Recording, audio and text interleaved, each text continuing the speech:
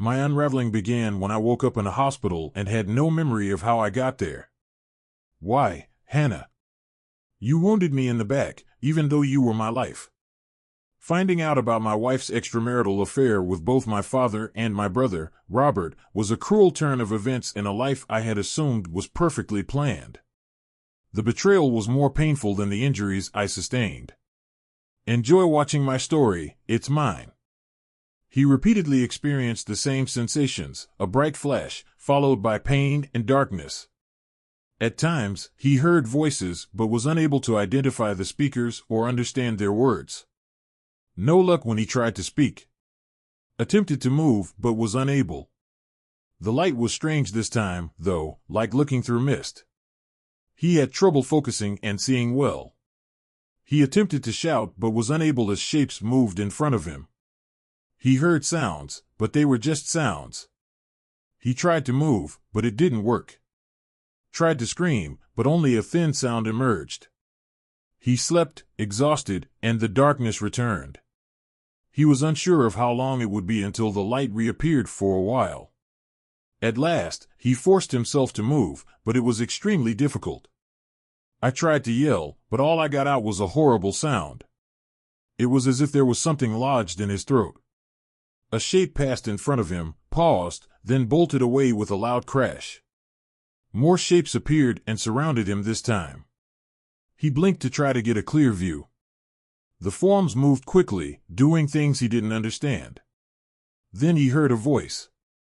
A voice said, "Mr. Tony, do you hear me?" Mr. Tony, who is he? Though he couldn't help but wonder, he managed to nod in agreement. It was difficult, but he nodded slightly. As things became clearer, he realized he was in a hospital bed and that individuals dressed as medical professionals were trying to rouse him. One, dressed like a doctor, made a comment about seeing if he could breathe on his own. Then he felt something tug from his throat and tape come off his face. It felt great to breathe after that. The man said, "Okay, good," and looked around. He noticed that he had wires all over his body, a blood pressure monitor on one arm, and a needle in the other. He sensed a tube in his penis. He noticed a chair and a tiny TV on the wall. Something about President Trump seemed off. Trump? He questioned. How much time had he spent here? When Barack Obama last recalled, he was president. He asked quietly, "How long?" before continuing. The physician examined a large chart. "It's been about 10 years, Mr. Tony," he replied. 10 years? What happened? And who is this Tony guy everyone keeps talking about? He was wondering. The doctor reassured him, saying, "Just relax, Mr. Tony. We'll check you out and get you into rehab."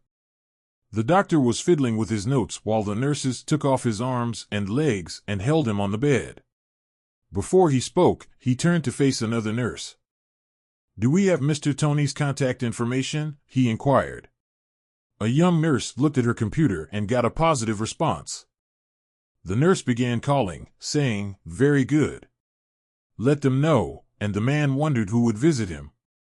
Though his memory was still a little fuzzy, he was still married and had an 8-year-old daughter. He thought about his wife, Hannah, but didn't seem overly excited to see her. My God, he thought, my daughter Jenny would be 18 and definitely ready for college.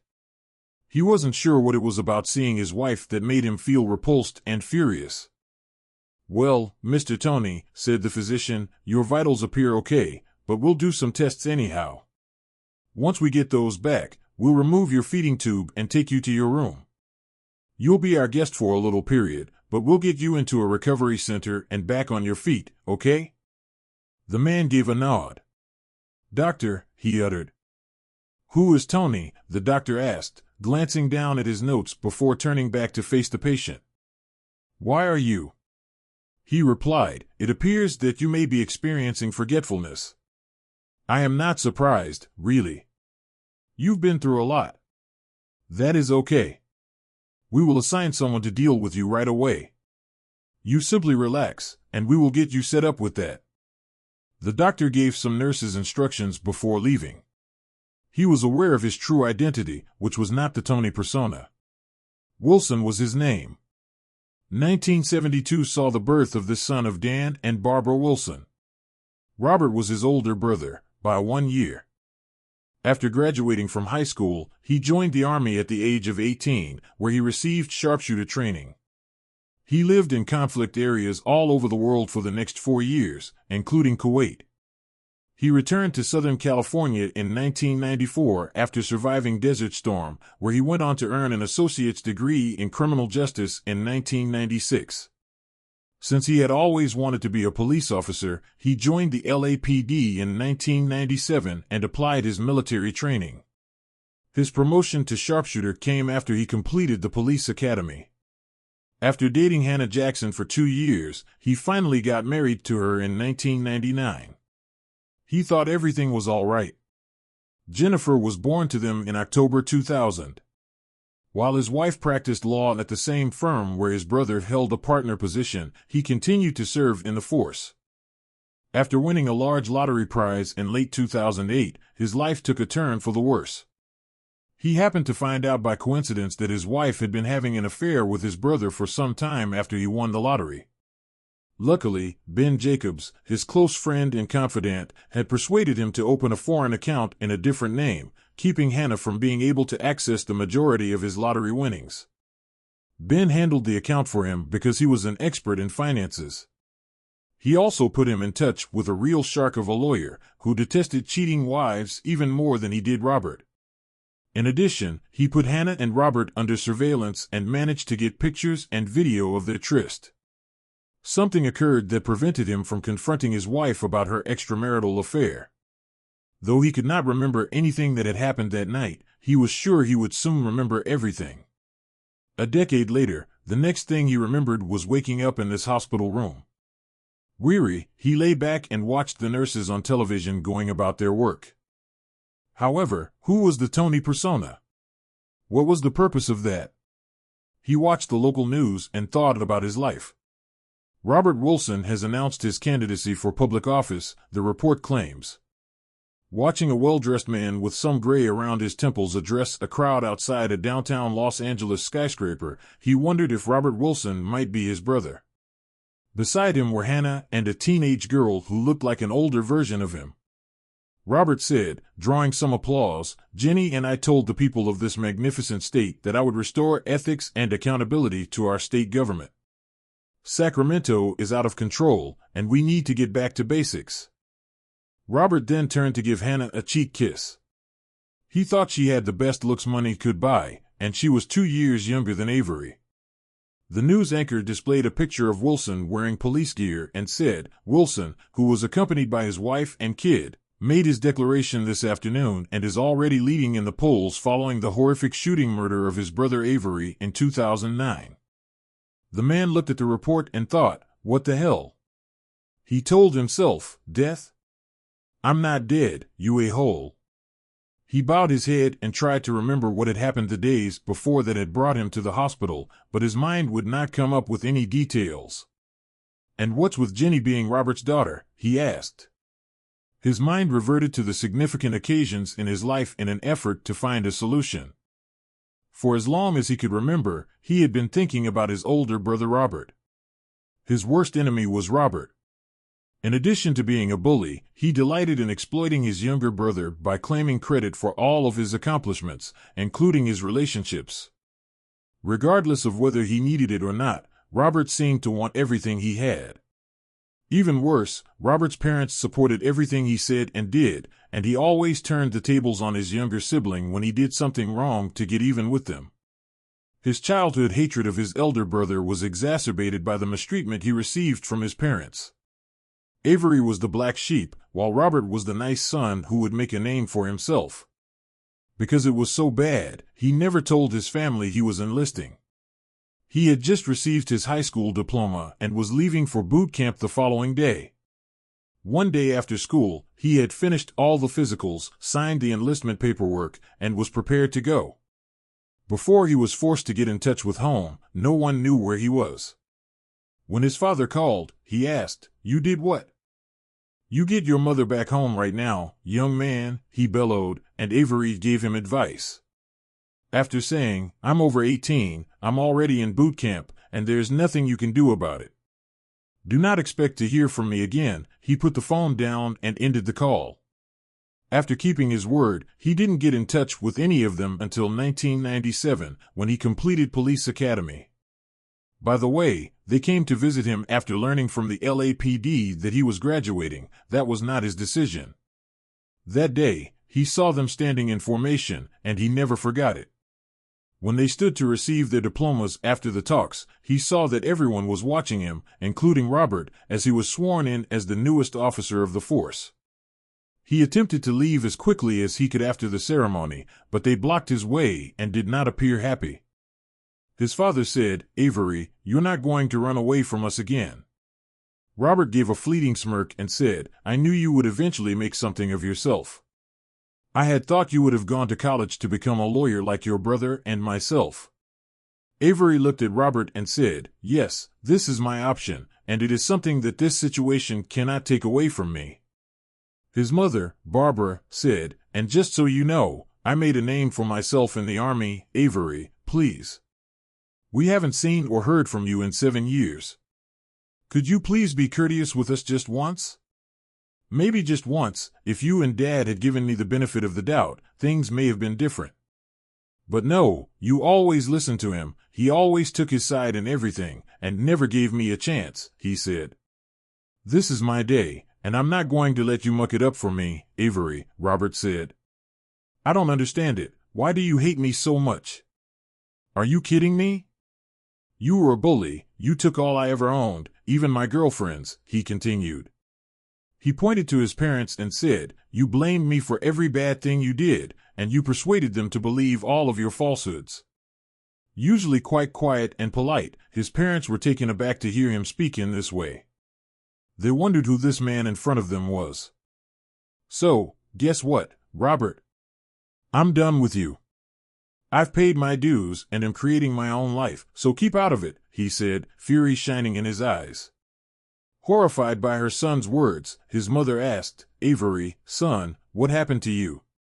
This was no longer the content man who took whatever they offered him. He fixed his gaze on his mom. "I've matured," he declared. She recoiled a little at that, saying, "Mom, I became a soldier, and you know what? I have even killed men."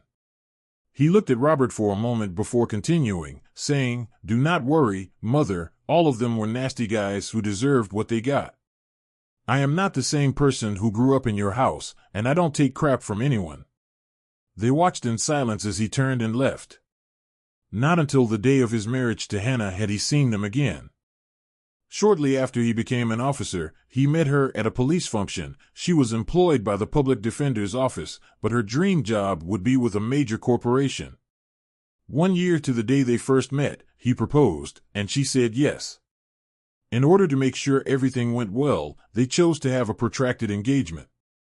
A year later, they were married. Divorce was fairly common among police officers. Despite never having invited them, his family attended the wedding. When Hannah pointed them out to him at the reception, he noticed them. "Isn't this your family?" she asked, gesturing to Robert and his parents. "Indeed," he replied. "I'm not sure why they're here." "You need to introduce me, please," she demanded. Avery gave in and walked his bride in their direction. When Avery introduced his wife, they smiled. "Well, it's great to finally meet you," Father Avery said. "I do not comprehend, Avery, why didn't we receive an invitation to your wedding?" asked his mother. "There had to have been a mistake or something," Avery said. "Actually, he never extended an invitation to them." "I hear you'll be joining our firm soon," Dan replied. Hannah fixed her gaze on Avery, who seemed shocked. "I'm sorry, Avery. The board just approved her today." Robert grinned and Avery said, "No, I didn't know." "Avery, I'm sorry," Hannah said. "I didn't know I had been accepted until just now." "That's okay, sweetie," Avery nodded in agreement. "We'll discuss it later." "Would you mind if my new sister-in-law and I danced?" Robert questioned, his smile belying his disgust. "Listen up, asshole," Avery told his older brother, bringing him to the side so no one else could hear. This is not high school. She's not a schoolgirl, she's my wife. Robert gave a patronizing "I understand" in response. Holding onto his shoulder, Avery said, "No, you don't. What I did for the army, do you know?" "What? I thought you were a clerk or something." Robert shook his head. "No, I was a marksman. I can blow your balls off from 1,000 yards away, and I made my career killing scum-suckers like you." Recognize? Robert's smile disappeared as he looked shocked at his younger brother. "Avery, is this a threat?" he inquired. "No, asshole, it's a goddamn promise." Avery shook his head. They strolled back to Hannah and his parents. "Okay, Avery, I got it," Robert said. "Hands off, message received." Robert inquired in a courteous manner, and Hannah fixed her gaze on Avery, who gave a nod of agreement. "Tell him what you did." After they departed, his father asked. He turned back to face his father, relieved to see his wife and brother keeping a dignified distance from each other. "You know, Robert always managed to take my girlfriends when we were at school," he said, offering some sage advice to his brother. His father answered, "I know, Avery. Believe me when I say I did not approve of it." "Yeah, you did nothing to stop it either, even when he rubbed it into my face in front of you," Avery told him. "But this is different. She's my wife, and I fully expect you to police your firm's morals policy." His father said, "Look, I apologize for everything that has happened, but it is all in the past." "I understand, Avery. Please, can't we just move on from this and move on?" Mom said to him. "We'll see, Mother," Avery said. "I just asked for that," Barbara grinned. Avery nodded and took his mother's hug, saying, "I know you don't believe me, but we genuinely adore you and we are very proud of what you've accomplished." "I'm grateful." "You're right, I don't believe you, but I also secretly love you." He glanced at his father and said, "There's a lot of hurt that needs to be healed. You may start by making sure he doesn't get his hooks into my wife." "Son, I get it. I'll handle things directly." "I see that you do," his wife and brother said as they left the reception to go on their honeymoon in Las Vegas. Avery glanced at Robert and his father, who seemed to be quietly talking about something, hoping for the best, but knowing better than to expect the worst. "You know, your brother is a very charming man," Hannah said, probing him about his relationship with his family during the trip to Vegas. Avery told her about his childhood and how his brother had taken everything from him, including his girlfriends. He told her about the spankings and groundings he received as a result of his brother's actions, and how his parents always sided with Robert. "Bobby even asked me to call him that's what all of his pals call him, but you don't, and he is your brother," stated Avery. "I made my own life and moved on from everything when the time came for me to leave," he said. "Oh God, I had no idea. They made no mention of you whatsoever. Honestly, I never would have applied to their firm if I had known any of this." Avery reassured her that it's all right, but it's best to be prepared. "Watch out for Robert. Yes, his charm is a ruse to get what he wants, but he is trouble. I've seen it far too often, so believe me." "Sweetie, you can rely on me," she said. "I will never do anything to hurt you, ever." He trusted her, but he lived by the adage trust but verify. He watched what she wore to work, how late she had to work, her overall attitude, and her scent when she got home. Jenny was born 2 years after her parents' marriage. She was his little child and could always make him happy. Hannah proved to be a wonderful mother as well. During the first few years, his wife made no indication that anything was wrong, not even during the firm's numerous parties and events. He even started to open up to his parents and allowed them to spend time with their granddaughter, but he continued to keep an eye on things. If there was something going on, they were very good at hiding it. He met Ben Jacobs, a multi-talent. The previous Christmas, he had bought 2 new Apple iPhones with a virtual keyboard and the ability to send text messages. He kept one for himself and gave her the other, reasoning that they would help the two stay in touch no matter where they were. He was on his way back to their house in Los Angeles County when his phone rang, letting him know he received a message. He looked at the television and was horrified by what he saw. I had a terrific time tonight, love. Ben was also an Army veteran, so they quickly became friends, and Avery felt comfortable trusting the man with his life. See you tomorrow, it said. He verified the text, which came from Hannah's phone, and then put the phone away. He wasn't sure who the lover was. He suspected it was Robert. He wasn't sure whom she might see the next day. Because they frequently collaborated on numerous projects and situations, he needed to devise a strategy before returning home. So, he exited the interstate in Orange County and contacted Ben. Hey, Avery, what's up? I need help. I received a strange message on my phone, Ben inquired. He asked, I think you could be my personal investigator for a little while. Do you hear me? Don't start blowing your brother's balls off in the interim. Yes, but it will cost you, Ben responded. Yeah, okay. He repeated the events that had occurred, and Ben promised to look into them. Yes, you're right. Please give me a moment. Given how circumspect they have been thus far, it might take me some time to collect evidence to use against them, Ben told him. All right, stay in touch, Avery replied. Will do, Ben ended the call. How could she?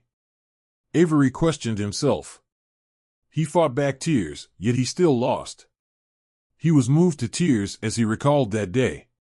The nurse's words returned him to the present day.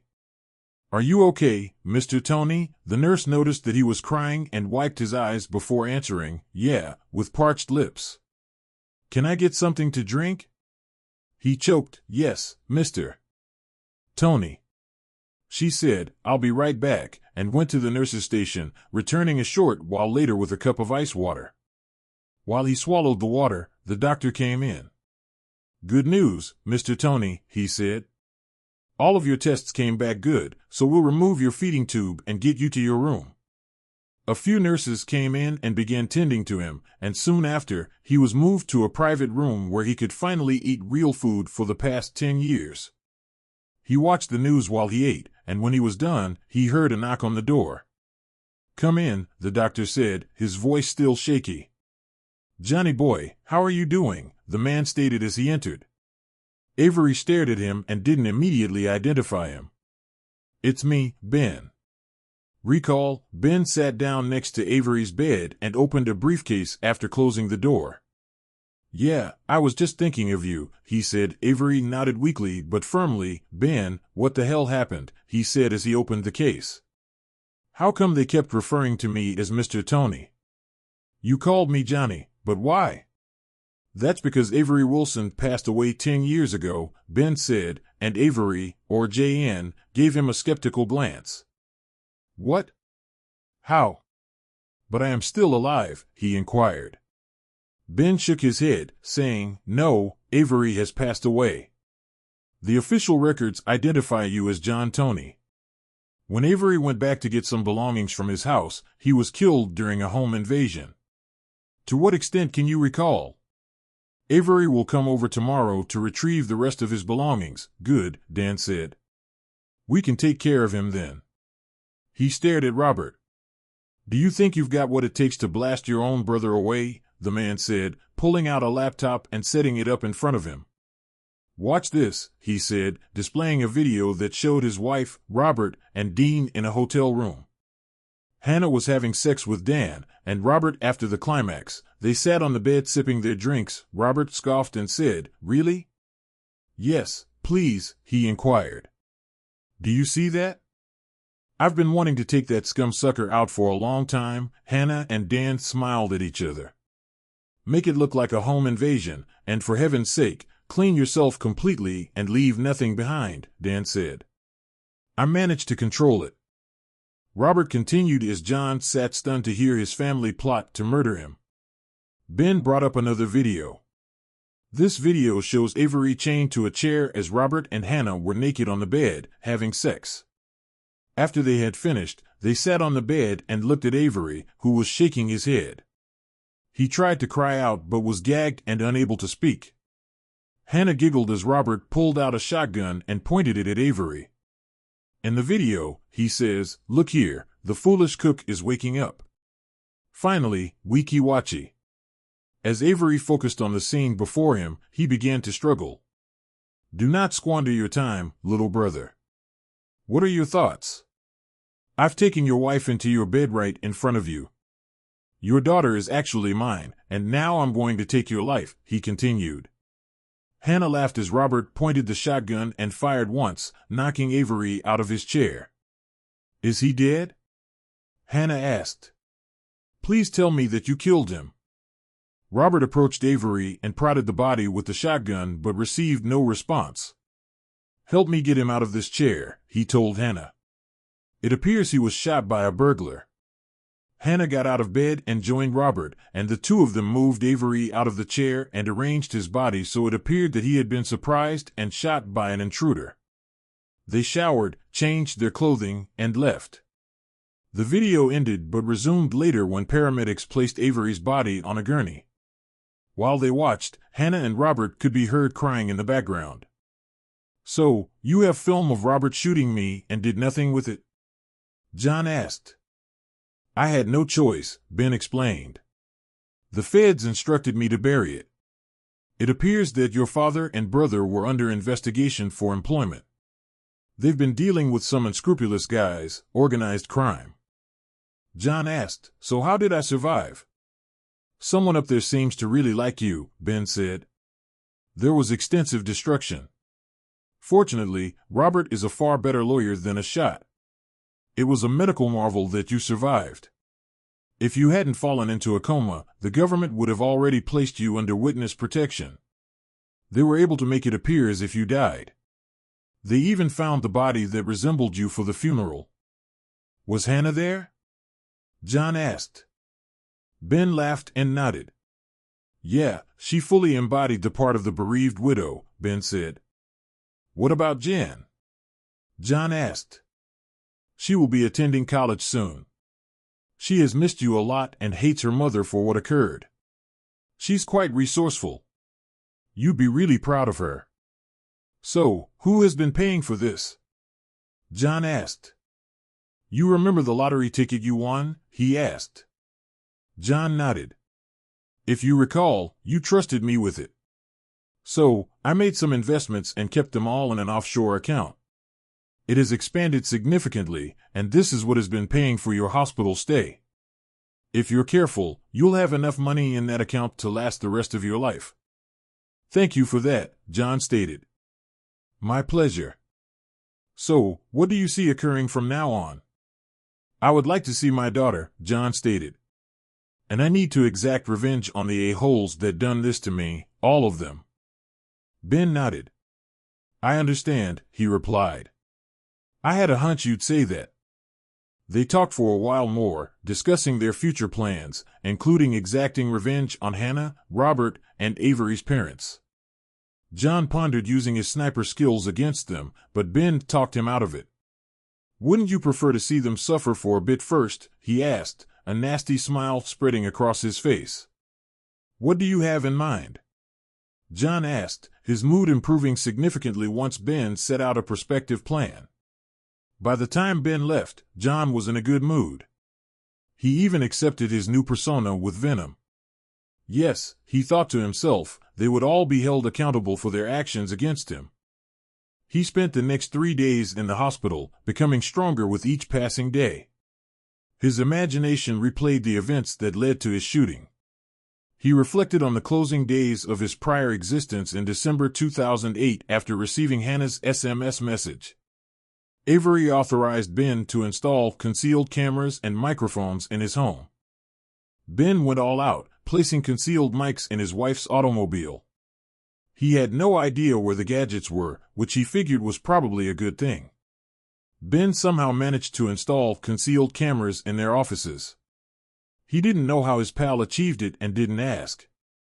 2 weeks after receiving the communication, his friend invited him to his workplace via email. Hello, Avery, Ben spoke as he stepped in and shook hands. Are you prepared for this? Avery shook his head. I don't know, he replied. Ben nodded in understanding. It isn't pretty. He held out a large packet of images of Hannah and Robert in various compromising postures. From what he could determine, all of their encounters took place in a hotel room or their office. Hannah appeared in some of the images alongside Robert and his father, Dan. One photograph depicted his mother, Barbara, also involved. It took everything he had to avoid being sick. There is more, Ben stated, launching a video on his computer while Avery watched.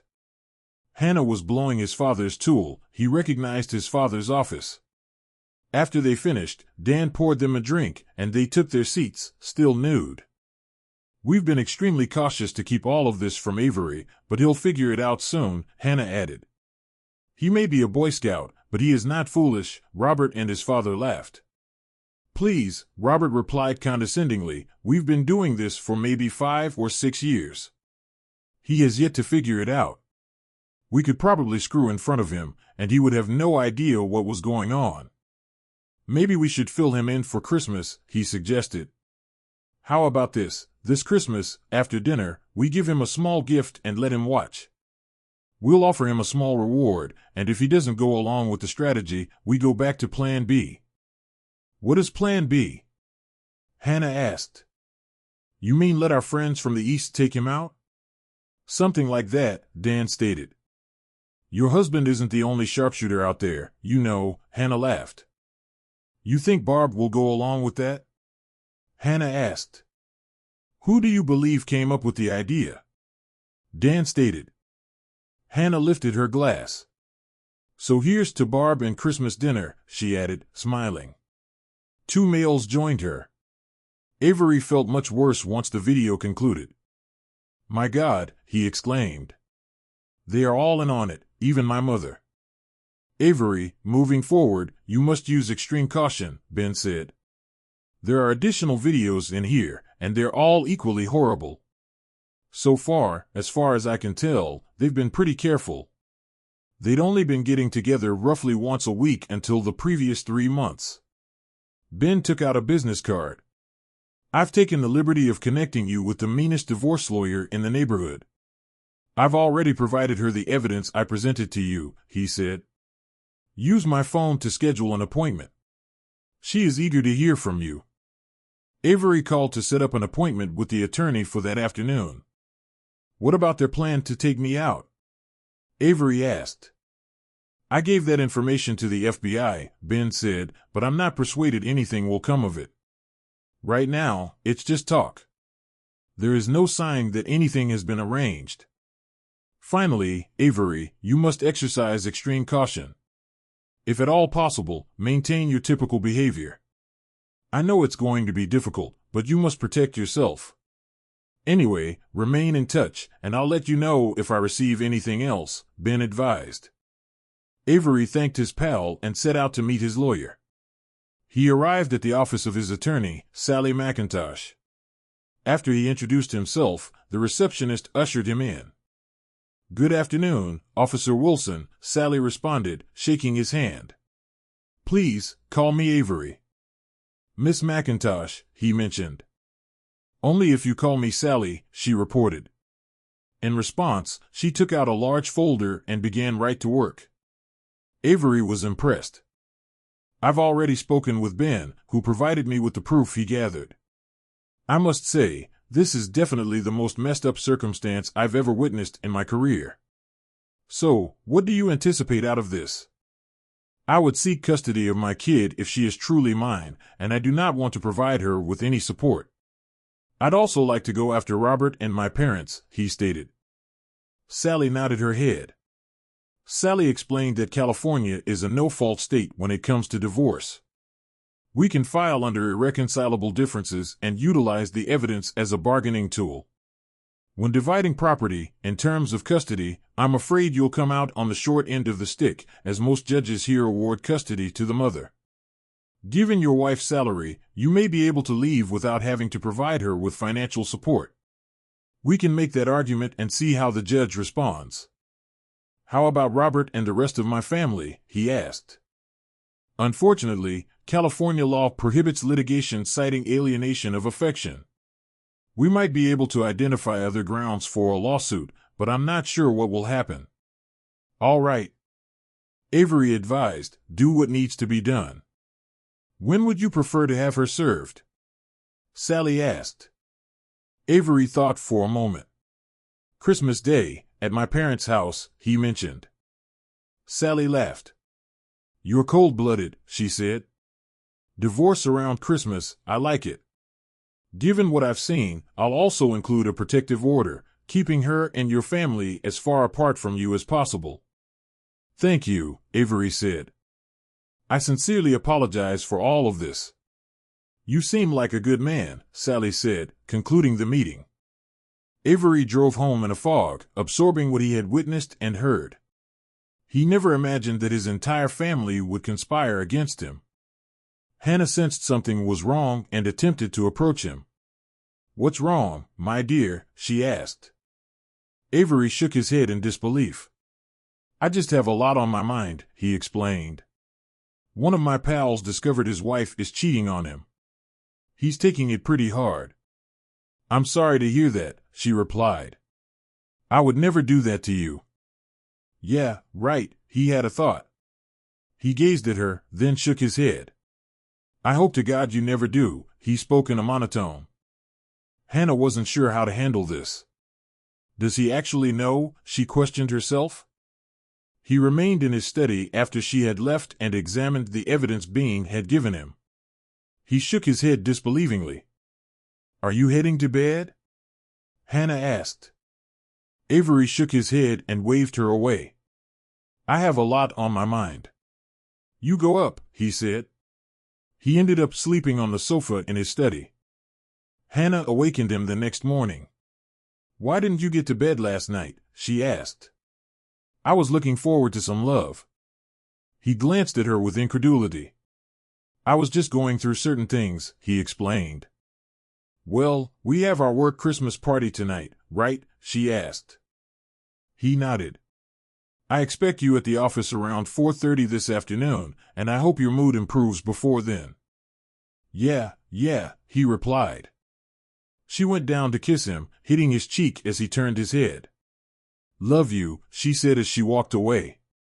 Yeah, me too, he said half-heartedly. Does he know? She asked herself as she walked away. That afternoon, Avery attended his wife's Christmas celebration, which was regularly held at her office. Robert greeted him as he stepped in. So, look who the cat hauled in, he said, his speech slurred due to alcohol.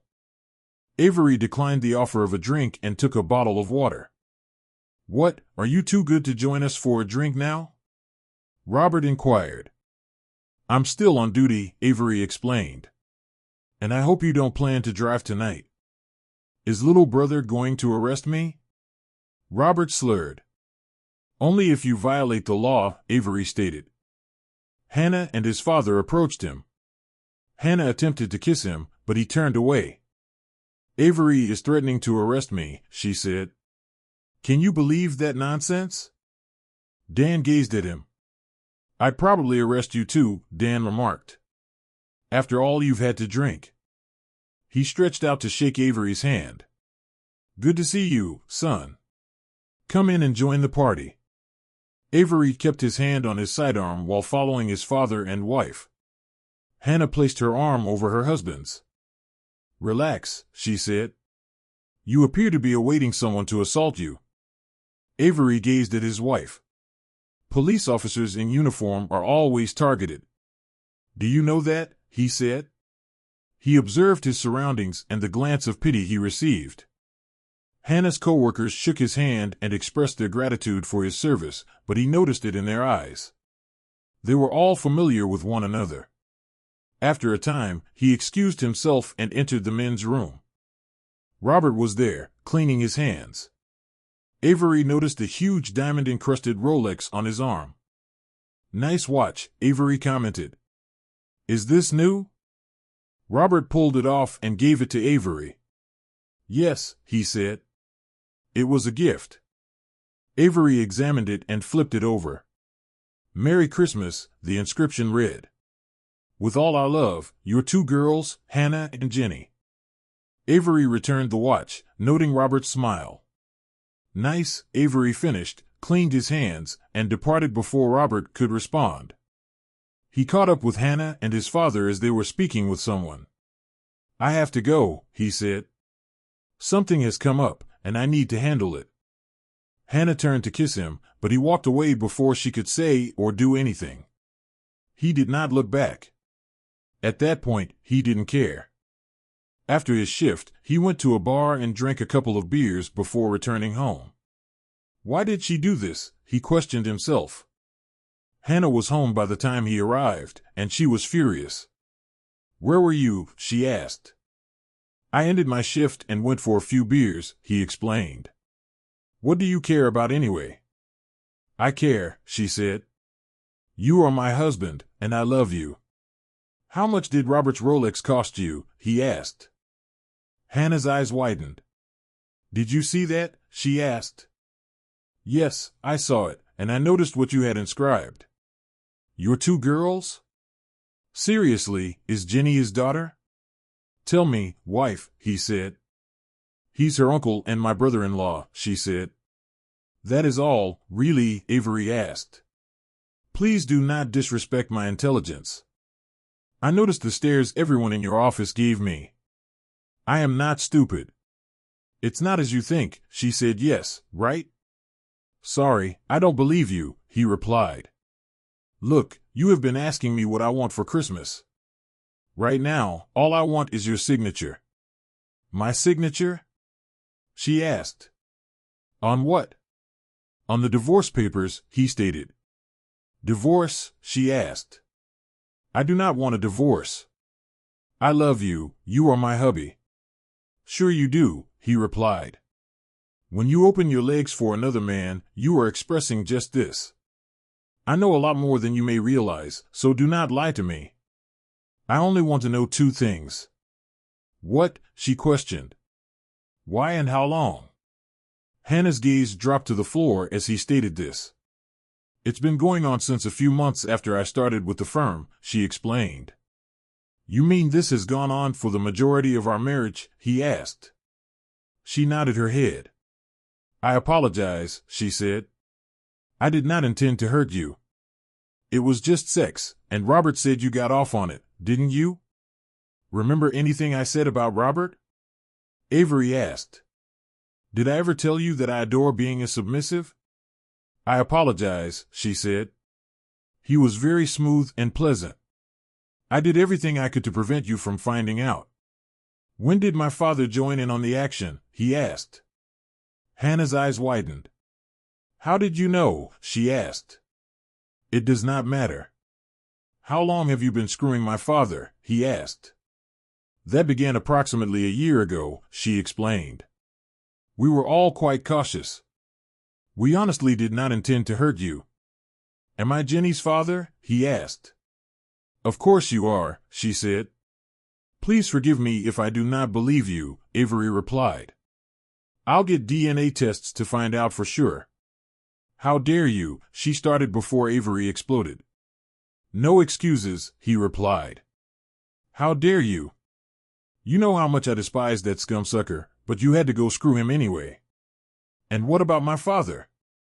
"No, all of this is on you, and sure, I am filing for divorce. All these years I've loved just you. I'm the one that cared for you when you were sick, and I took care of Jenny since you were too busy. You were my life, and you stabbed me in the back. Now leave me alone. I'll do my best not to ruin Jenny's getaway, but you and a fair partner better not mess with me." He collected a few items and settled inside his office. He avoided his wife as much as possible, saying nothing to her. He spent as much time as possible with his daughter, aware that he would soon become a part-time father. Ben contacted him later, informing him that he had some new video. "You appear to have sparked a flurry of activity," Ben stated as Avery went into the office, then began the latest video. As Avery sat down, the video came from his father's office. As usual, the three lovers were naked and engaged in their customary activities. "He knows," Hannah remarked, Robert and Dan shrugging their shoulders. "So what?" Robert stated. "Doesn't change anything. He's filed for divorce," Hannah revealed. "Have you been served yet?" Dan asked. Hannah shook her head. Not yet, but I believe it will happen soon, she stated. So I think we'll just have to educate your spouse and let him know the situation.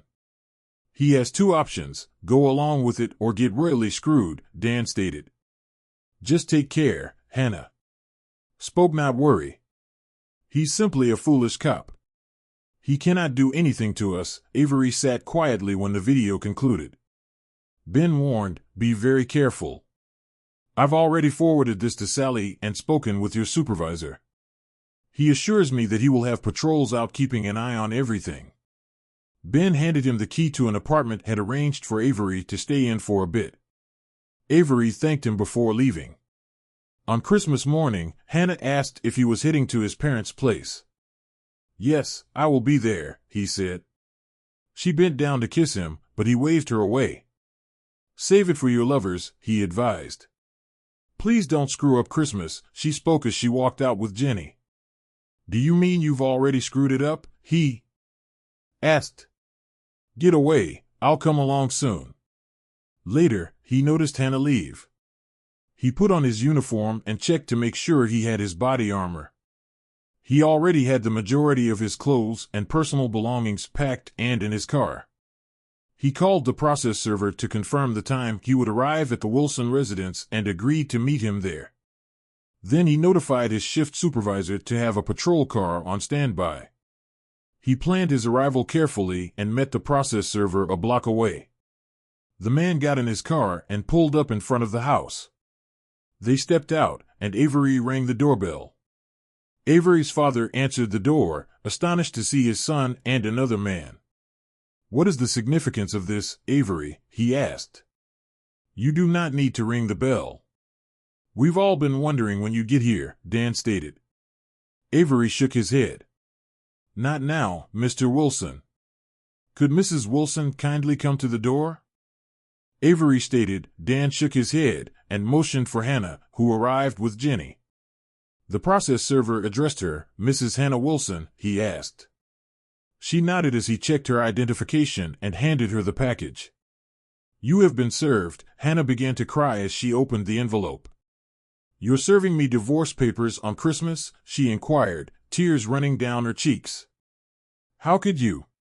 That's far better than what you and my prior family had planned for me, Avery stated.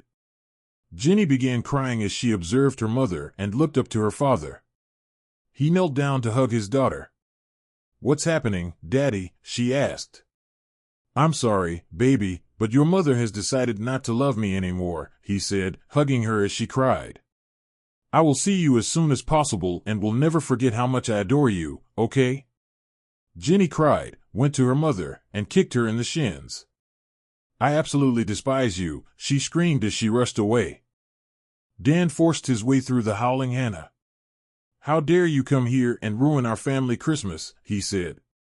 Mr. Wilson, consider yourself fortunate that I will not arrest you or the rest of your family for conspiracy, Avery explained, handing him another envelope containing photos and videos from their tryst at the Marriott. He took special care not to include anything that had been filmed in their offices. Barbara and Robert had arrived at the door. What's happening? Barbara asked. Avery just served Hannah with divorce papers, Dan stated. Barbara stepped back, her face turned white. Yes, and I know exactly what the four of you had planned for me, Avery stated. I recommend that you thoroughly review the protection order and obey it to the letter. I will not hesitate to arrest you if you violate it. Protective order? Robert exclaimed. Why should I kick your bomb right now? He added, reaching out to Avery and intercepting him as Avery prepared to draw his sidearm. Don't touch him, dumb Danielle, Robert jerked his hand back. Dan gazed at Avery. Okay, if you want to call yourself an a-hole, you had the opportunity to be a part of something amazing, but you blew it, he said. I believed I was a part of something amazing, Avery stated. Then he looked at Hannah. I'll phone you after the first and set up a time to retrieve the rest of my belongings. In the meanwhile, I recommend that you obey the instructions and keep away from me, okay, Avery, she said. I apologize, Avery said. Goodbye, Merry Christmas. Avery walked to the apartment Bean had prepared for him and unloaded. Merry Christmas indeed. He spent the remainder of the day drowning his emotions with a bottle of Jack Daniels. The following week, his father called him. "I'd like to visit you at my office this afternoon," Dan placed an order. Avery laughed. "People in hell want ice water too." "That's not going to happen." "Have you forgotten the order of protection? If you want to meet, please contact my attorney and schedule a meeting at her office with her present." He disconnected the line before Dan could say anything else and contacted Sally. She wasn't delighted that he called during her Christmas break, but she listened to what Avery said and agreed to meet with Dan, Robert, and Hannah in her office. She also promised to contact Dan and set things up that afternoon. The five of them gathered in a conference room at Sally's workplace. "Couldn't we have waited till after the new year?" Sally asked. "No, it cannot," Dan stated. "Are you Mrs. Wilson's attorney?" Sally asked. Dan gazed at Robert. "Robert Wilson and I are both her attorneys," he explained. "I imagine you don't mind stuff like conflicts of interest, do you?" Sally asked. "Let's see what the state bar has to say about that.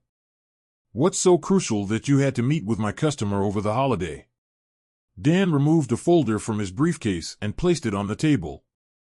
"I want Avery to end this foolish divorce and sign this agreement," he stated. Sally read the paper inside and laughed.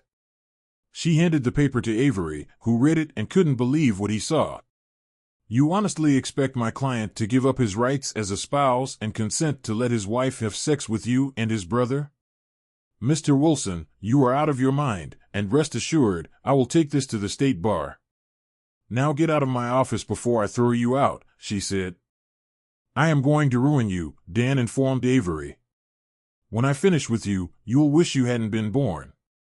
You are aware that communicating a threat against a police officer is a criminal offense," Sally stated. "Get out before I arrest you all." Dan, Hannah, and Robert departed the office, all red-faced. Avery apologized and thanked Sally profusely. "I can't wait to get that hole in front of a judge," she added as she secured her office. Avery maintained his word and called Hannah after the new year to set a time to pick up the rest of his belongings. She informed him there would be no one at the house, and he blindly believed her. As soon as he entered, he felt a prick on his neck before everything turned black. He was still sleepy when he realized he was chained to a chair. He tried to move but couldn't, realizing that tape was covering his mouth. He struggled but was unable to extricate himself. Prior to seeing the blinding flash of light, he heard someone mention something about taking his own life. That was the last thing he recalls before waking up in the hospital. John's rehabilitation had gone better than anyone could have expected. Not only had he regained his memory, but his body had also healed wonderfully, and he felt as strong as he had ever been. He noted that the surgeons had performed reconstructive surgery on his face, presumably to address the scars from the shooting. It wasn't much, and it left some minor scars, but it was enough to make him appear very different from before. Ben had also given him special lenses designed to conceal the color of his eyes. According to Ben, his daughter would visit his gravesite at least once a week, generally on Tuesday mornings on her way to school. John wanted to see Jenny up close and personal, so they felt it would be best if he could mask his eye color when they ultimately met. They also agreed on a retribution strategy that would be implemented once he was discharged from rehab. Fortunately, today was the day Ben arrived at the treatment center. As John was receiving his final instructions, he packed his bags and headed to his friend's car on his way to the flat Ben had prepared for him. They discussed their strategy and decided not to start until John had the opportunity to meet Jenny. Once reaching the complex, Ben assisted his friend in carrying his items upstairs. John gazed around the one-bedroom flat. He was impressed by the furniture Ben had chosen for him and was particularly impressed by the very huge flat-screen television hung on the wall. After showing him around, Ben gave him the keys to the apartment. He received the keys to a fresh new SUV as well as new bank cards during his rehabilitation. John reintroduced himself to cutting-edge technology and learned how to use a smartphone and the latest Windows operating system. He was able to begin utilizing the new computer Ben had set up in the front room. After thanking his friend, John settled in for the remainder of the day. Later, he drove the SUV to get a feel for it. He knew he'd have to get acclimated to driving in Southern California again, which he didn't look forward to at all. He stopped at a liquor store and purchased a bottle of Jack Daniels and a pack of cigarettes. He hadn't smoked since he joined the police force, but he had the old craving and decided that because he was already technically dead, it didn't matter. He returned home, relaxed for the day, and watched some TV. After unwinding with a glass of JD and a cigarette, he retired to bed for the night. He awoke early the next day, showered, dressed, and set out for the cemetery, intending to be there before Jenny. He found the tombstone marker and sat down to wait, nursing the cup of coffee he bought on the way. Soon, he saw her walking down the trail. He stood up after emptying his practically empty cup into the trash can. When he approached her next to the tomb, she appeared to be saying something. She gazed at him before speaking. "Do you know my father?" she asked. He nodded before speaking. "Yes, I did. We were in the army together," John explained, extending his hand. "Tony," he said, "John Tony." Jenny took his hand and examined him attentively. "Jenny Wilson, nice to meet you, Mr. Tony," she said. "John Tony," he smiled. "Please, call me John," he said. She smiled and returned her attention to the grave marker. "He was a hero, you know," she said. "I also served in the police force." As she talked, tears welled in her eyes. "You truly miss your father, don't you?" he asked. She nodded her head. "I haven't seen him since I was 8 years old," she explained. "I miss him so terribly. I like to stop by early in the morning and say hello." "My mother would murder me if she knew." "Really?" John asked. "Yes," she said. "She married my uncle after my father was dead. My father had just filed for divorce. He was killed soon after." "Do you know how this happened?" John asked. She said that a burglar shot him. "I assume you don't believe that," John stated. She shook her head. "My father was the best cop there was. I don't think he was taken by surprise," she said. "I can't prove otherwise." "What do you think happened?"